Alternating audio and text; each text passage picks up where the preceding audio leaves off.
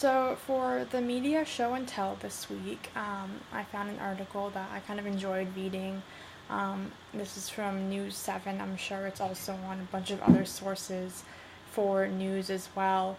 But as we are getting ready to welcome our new president into the White House, we're also saying goodbye to our former President Obama, or soon to be former President Obama and his family. So, 8 years ago, when the Obamas first entered the White House, former President Bush's daughters, Jenna and Barbara, wrote Obama's daughters a letter, just kind of like telling them about their experience in the White House and some advice for them, just kind of getting them used to the life as the first daughters. So now that Malia and Sasha are ready to leave the White House with their family, Bush's daughters wrote another letter to them, just kind of explaining how their life changed after leaving the White House and what to expect, and some more advice for them in the coming months and even years. I really thought it was sweet that they took the time to do this again. It just kind of shows how people who are going through similar situations will kind of help each other out and be there for each other during times like this that might be really tough for the girls, because this has been their life for the past 8 years. The White House has been their home, and now they have to leave that behind and move on. And it's just kind of, that can be really hard if you have to do something like that, if you've enjoyed the past 8 years living there and being part of the country in that way, and now you just gotta drop it all and move on. So they just kind of talked to them, or in the letter kind of wrote to them about how they can take a lot of life lessons they learned at the White House and apply them to life afterwards, especially with the oldest daughter going off to college.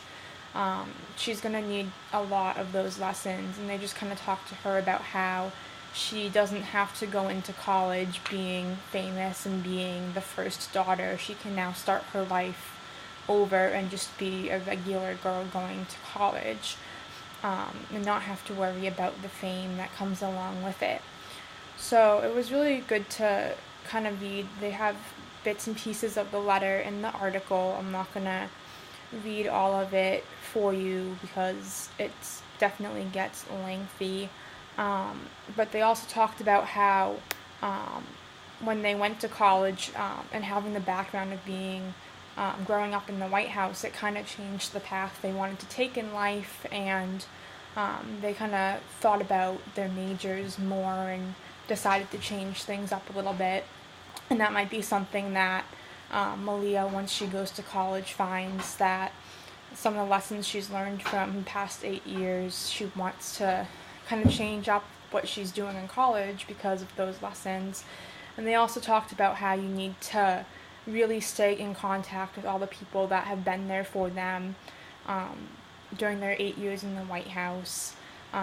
Those are just a few of the main points that they made. But I really liked seeing this, seeing people with common lives and common scenarios connecting with each other.